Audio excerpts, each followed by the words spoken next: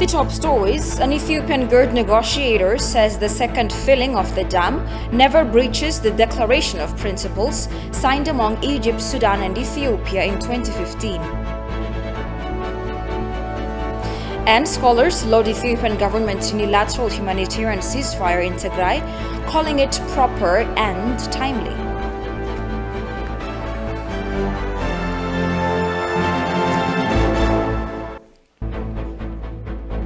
Hello and many thanks for joining us. You're watching Addis News Hour with the news. I'm Tabitha John. Do stay with us.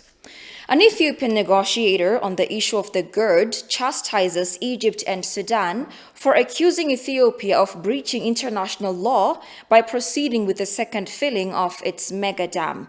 The negotiator, Gideon Asfaw, stressed that there is no point in arguing on the matter as the second filling is being executed as per the Declaration of Principles the three countries signed back in 2015. Solomon Danye tells you more.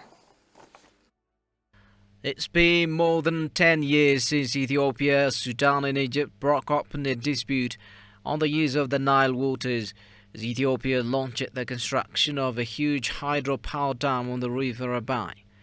The three countries repeatedly failed to strike a deal that could break the deadlock. The dispute is now getting steamy as Ethiopia started the second filling of the dam, which is a milestone achievement for the East African nation. Desperate to stop the second filling, Sudan and Egypt are entreating the UN Security Council to intervene in the matter. Confident with what it is doing with its mega dam, Ethiopia looks bold on defending its action regarding the filling. ግንባታውን የተስማሙ ሁለቱ የበታች ሀገሮች ሙሊቱን ሊቃወሙ አይችሉም በመሰረታዊ ምክንያት The two lower riparian countries have no ground to oppose the second filling of the dam. Article 4 of the Declaration of Principles clearly stipulates the fair share of water between the three countries. So we expect them to abide by this principle. There is no need to cite any international law or principle. The three countries have signed their own declaration, which they are obliged to live up to. They both clearly know how much water will be released annually, as the declaration was adopted by the water experts of the three countries. If the filling of the dam had a significant impact on them, these senior head religionists of the two countries would not have agreed on the issue. በሱዳን ላይ አደጋ የሚያደርስ ቢሆን ኖሮ ወይም በግብጽ ላይ አደጋ የሚያደርስ ቢሆን ኖሮ ለምን እነዚህ ኤክስፐርቶች ይስማማሉ? The panel of experts had agreed that three continuous studies should have been done within 15 months since the signing.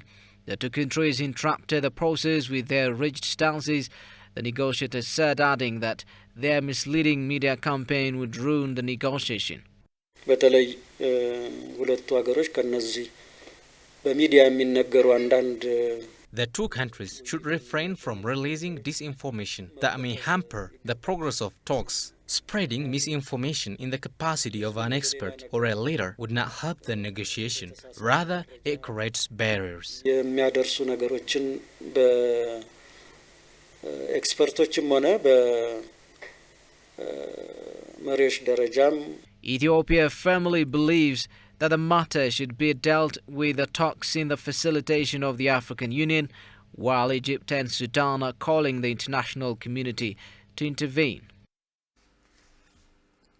The United Nations should translate into action its very principle of fairness and equality to its member states by not denying Ethiopia of its right to use its own God-given natural resources.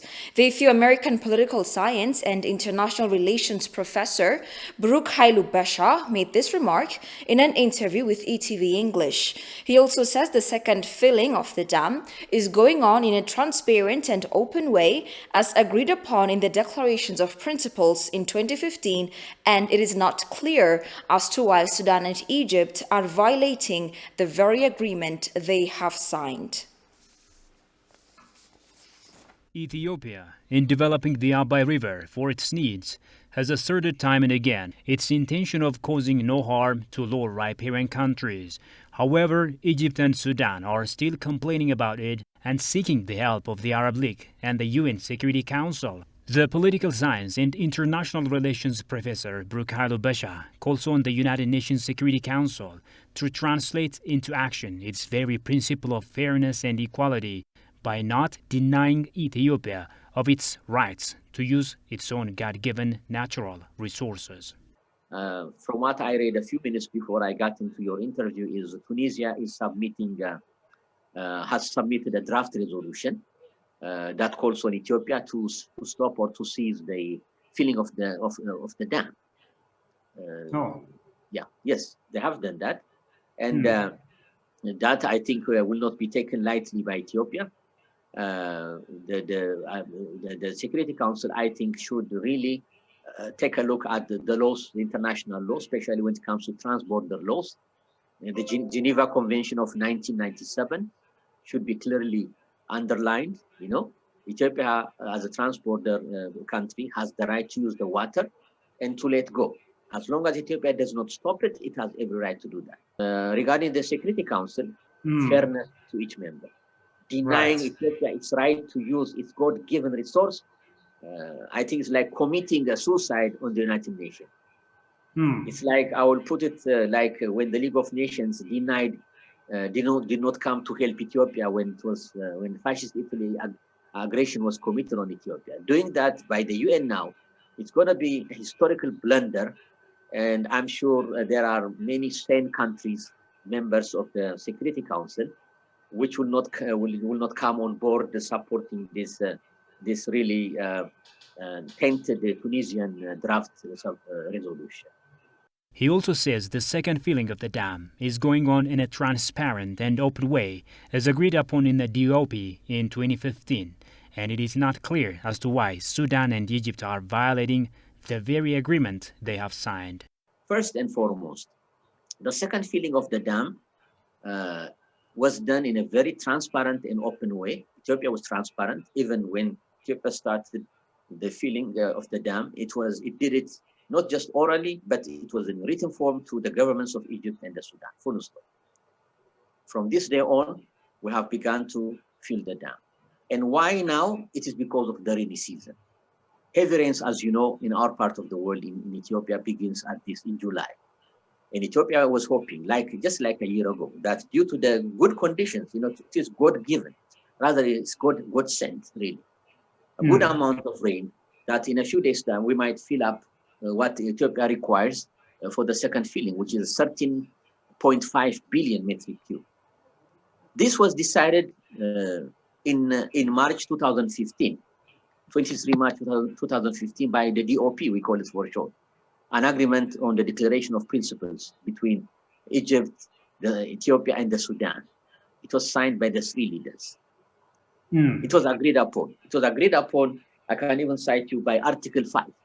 If you look under Article 5, it talks about the filling. It was agreed upon. So Ethiopia is not breaking the law, the regulation, the agreement, but it is implementing it as per the agreement decided upon. Sudan and Egypt didn't bother to show up in the several trilateral negotiations while waiting for help outside the African Union, he says. Egyptians, as you know, and the Sudanese have been absent in numerous meetings lately, as you know, at least 6-7 times by the Egyptians, as far as I know, at least 3 times or something like by the Sudanese, because they say that America should come on board, the European Union should come on board, and the United Nations should come on board. This is really reckless and not good. First, is the United Nations Security Council, is it the right arena or the right place to do that? Yeah. The Security Council looks at peace and war and security matters. Yes, water is survival. Water is a big issue, but this is an African issue. The scholar has also called on the international community to scrutinize the distorted information that Egypt and Sudan are propagating against Ethiopia's self-sponsored flagship project.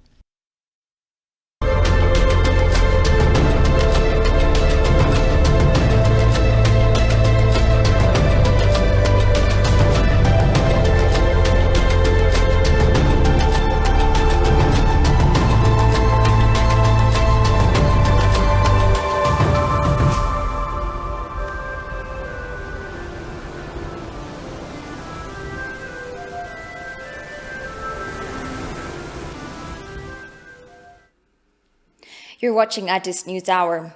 An Ethiopian scholar said the second filling of the GERD is as per the DOP agreement signed in 2015. The scholar articulated that Egypt and Sudan's latest protest of the second filling contradicts the agreement reached among the three countries. Goshu Melliso has the details.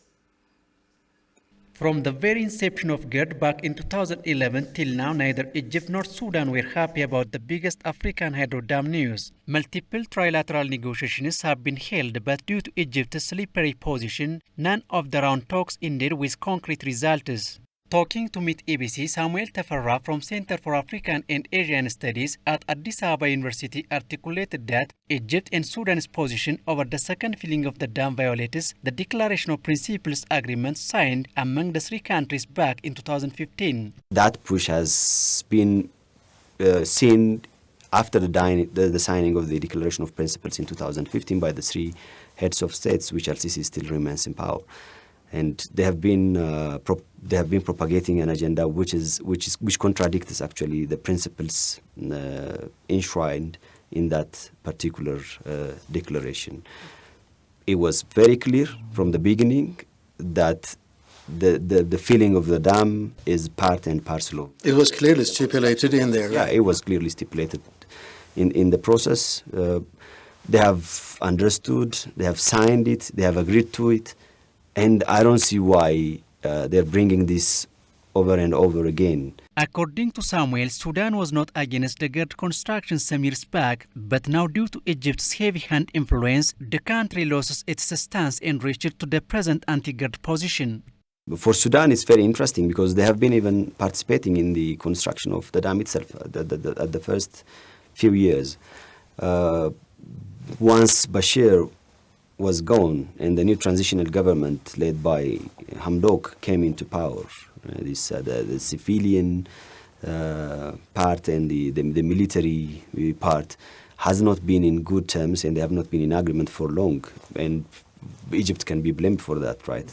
Egypt was interfering in the internal affairs of the Sudanese state, the Sudanese government, which somehow also forced Sudan to take a different course in terms of the way it was communicating with Ethiopia about the Grand Ethiopian Renaissance Dam. Since then, it has shown it has taken different positions, of course. Samuel advised Egypt and Sudan to turn their face into honest roundtable discussions rather than complicating the matter. Egypt and Sudan has lost in many of the fronts, including their invitation and the way they have orchestrated to bring the Congolese president Flex into the chairmanship of the African Union, right? It has some issues related to taking sides, related to bringing the issue of the Grand Ethiopian Renaissance Dam to a final rest. It didn't work that way. Particularly, we have seen it in the Kinshasa round of talks. The second filling of the dam, which started earlier this week, is expected to be completed once Ethiopia retains 13.5 billion cubic meters this rainy season.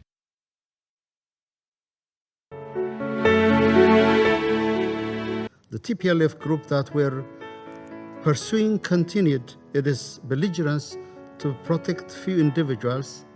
In furtherance of its agenda, it began conscripting young and elderly civilians, women and men, to fight highly trained and armed men of their country.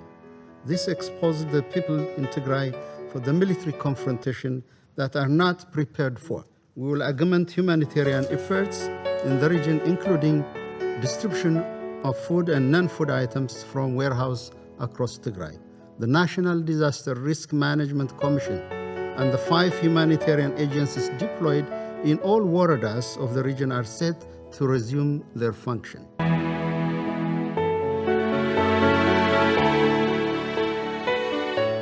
Following the organization of peaceful and successful national elections this month, efforts are now geared towards building a stronger, united, and democratic country. In this connection, the Ethiopian government is developing a roadmap for inclusive dialogue to ensure a lasting peace and stability. Scholars laud government's unilateral humanitarian ceasefire decision in Tigray region. They call the decision proper and timely. Kasahun Channi has this report. Ethiopian government recently announced unilateral humanitarian ceasefire in Tigray region, intending to give relief to farmers so as to concentrate on their farming activities, especially during this rainy season. Consequently, scholars at home and abroad excluded the unilateral humanitarian ceasefire can be pivotal to stabilize the region. A unilateral ceasefire was put into place, implemented by the central government. I think that is a good move, even a very strategic one. It would enhance humanitarian assistance. It would even give respite and make a break and a pause to all sides. You know, to think and to think what to do next. It would give the federal government had made this decision with the hope that peace will be reestablished again, with the hope that the former regional leaders, regional rebel group leaders, would really pause and think of peace as a good option rather than continuing the conflict. According to the scholar, the international community should hold the terrorist TPLF accountable for years humanitarian crises that have been happening in Tigray since it provoked a war in the region. And Dala Neguse, scholar at the Ethiopian Civil Service University, for his part expressed his appreciation that the government took the lead to ensure unfettered humanitarian assistance in the region. The government, has discussed thoroughly. Again, the mission has already accomplished, so the government already decided unilateral ceasefire so as to save Ethiopians in that regions, first and foremost. Again, so as to give, humanitarian aid, freely, without any obstacles. You can see the reform already give priority for public interest, not for some individual selfish interest at that group. So because of this, the government has decided, because no more that group can be a threat for Ethiopia's sovereignty. It was noted that the Ethiopian government announced unilateral humanitarian ceasefire in Tigray, cognizant of the proper request of the region's interim administration. The decision was made with the conviction to ensure better humanitarian access in Tigray, yet the result will be seen in the course of time. On June 21st, the Ethiopian people voted in peaceful fortitude to advance their nation towards democracy. Voting in their 6th general election, the Ethiopian people exhibited with their hands and feet how important it was to choose their leadership despite the many challenges the nation faces. A peaceful contest involving 49 parties and about 37 million voters spread across some 450 constituencies. The election exposed the patently false predictions of violence and chaos by the Western media and governments. In the following piece, Alula Teklamariam scans through the whole process. The polls on June 21st were the 6th since the adoption of the existing constitution back in 1995. Although the nation has conducted 5 previous elections, all were marred by serious irregularities and failed to be taken as democratic exercises. The one stands out as unique as it happened in the midst of a series of reforms being undertaken by the current administration. It all started with widening the political space and freeing some politicians about 3 years ago. Among the many positive political developments, the most prominent was the institutional strengthening of the National Election Board of Ethiopia, at whose helm sits Birtukan Mideksa, a political prisoner turned reformist. The board sat down with contending parties at various times to rectify problems ahead of the polls in June. These were platforms where the parties freely aired grievances and expressed confidence in the system. When I opened the parliament last time, I said this election should be better than the previous elections. I hope that this election could be better in different criteria. I'm really surprised due to the large number of voters here. This is really the manifestations of Ethiopian people's commitment to ensure their democratic rights. In a democratic process, election is a big issue, but it's one and the only part of the process. But it's not a goal by itself. When we finish this election, tomorrow is another day.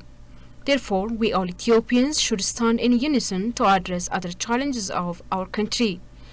All political parties should respect the votes of Ethiopians. Unlike the previous elections, this one saw unbelievably bigger number of televised debates, where the opposition and the ruling party presented their alternative programs on a host of issues. Also significant was the fact that the viewers had the alternative of accessing the debates in TV channels other than ABC, as used to be the case previously. Despite doomsday's predictions, however, polling day turned out to be quite the opposite. The same news outlets that falsely portrayed the Ethiopian election prior to its occurrences have thus far refused to publicize its actual success. Ethiopians with calm determination voted for unity, peace, and development as they stood in lines for hours in such large number that polling stations stayed open hours longer than scheduled. This is probably the first election that have a very big chance to be credible. That's why we are very optimistic, but at the same time we are very cautious. We are cautious because we know there are all kinds of logistical problems here and there, but hopefully that these are not problems that would change the outcome of this election. If that happens, then this would be a great day for this country. One of the major features of democracy is election. So the government should get the people's vote. The government should respect the vote of the people. So when is the elections, the legitimate government was coming. Yeah. So if the legitimate governments, that legitimate government can protect the national-wide interest and also can change with foreign diplomacy. The process went quite smooth, as observers testified during their press briefings. The observers indicated that despite some operational, logistical, security, political, and COVID-19 related challenges overall, the pre-election and election day process were conducted in an orderly, peaceful, and credible manner. The mission concludes that despite some operational, logistical, COVID-19 security and political challenges, most of which we have mentioned, overall, the pre-election and election day processes were conducted in an orderly, peaceful, and credible manner. Ballot boxes were observed to be generally well sealed, and in all polling stations visited, the polling booths were guaranteed the secrecy of ballot. The ESF mission observed that the election turnout was generally high in most polling stations visited, with very few turn-away voters. There were no election observers from the Western world, except a handful of Americans, who were unable to issue any report due to their small numbers and inability to observe a credible sampling of polling stations. Thus, the only two observer missions, both from African institutions, recognized the Ethiopian general election as legitimate, and instead of the US and other Western nations congratulating Ethiopia, they have been conspicuously silent. In general, the environment, as has been attested by a number of participants, allowed each voter to choose their members of parliament without interference. Ethiopians expressed their pleasure to be able to vote freely in what is now praised as Ethiopia's most open election. The election board is expected to announce final and consolidated results by the end of this week. Deputy Prime Minister and Foreign Minister Demek Mekonnen briefed ambassadors and diplomats of Nile riparian states in Ethiopia on the latest status of the GERD negotiations. During the meeting, the Deputy Prime Minister and Foreign Minister said the GERD represents the common aspirations of all the riparian countries to equitably and reasonably utilize the water resource without significantly harming downstream countries. In this regard, Demek said the latest attempt attempt made by Sudan and Egypt to take the GERD issue to the UN Peace and Security Council by mobilizing the League of the Arab States would unnecessarily internationalize and securitize the matter. It also leaves a dangerous precedent and takes the negotiation process away from the African Union, standing contrary to the principle of solving African problems through African-led mechanisms, he added. He said Ethiopia believes that the GERD is a development project which does not fall under the mandate of the Security Council and called on this council to respect the ongoing AU-led trilateral negotiations and process. The diplomats have finally underscored that the UNSC has no mandate to decide on the GERD that is purely a development project.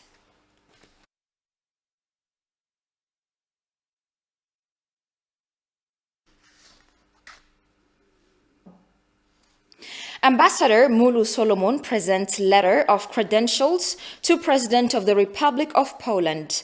Ambassador Mulu presented her credentials to Andrzej Duda, President of the Republic of Poland. Ambassador Mulu briefed the President on the current situation in Tigray region, including humanitarian aid, actions taken by the Ethiopian government, and initiatives for independent investigation on alleged human rights violations.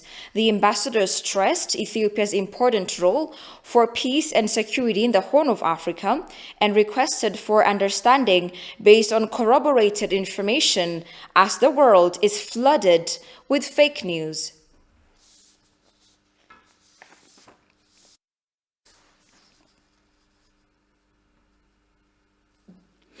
Czech ambassador to Ethiopia Pavel Mike said the unilateral ceasefire of the government of Ethiopia in Tigray should stop suffering of the civilian population, not only in Tigray but also in northern Ethiopia.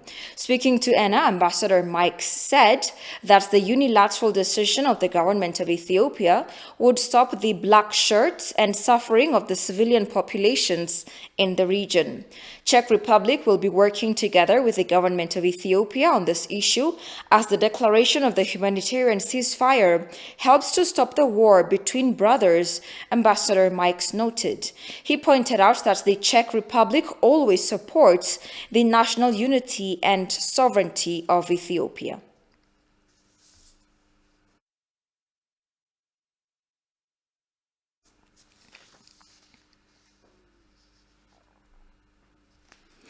Minister of Peace Muferiat Kamil and the National Disaster Risk Management Commissioner Mitiku Kasa have briefed the international community on the humanitarian efforts underway in the Tigray region. The briefing aimed at addressing the humanitarian activities, including food and non-food items distribution, and discussed outstanding issues. It also deliberated on collaboration frameworks according to the Ministry of Peace. The briefing was attended by representatives of UN agencies and humanitarian organizations operating in Ethiopia.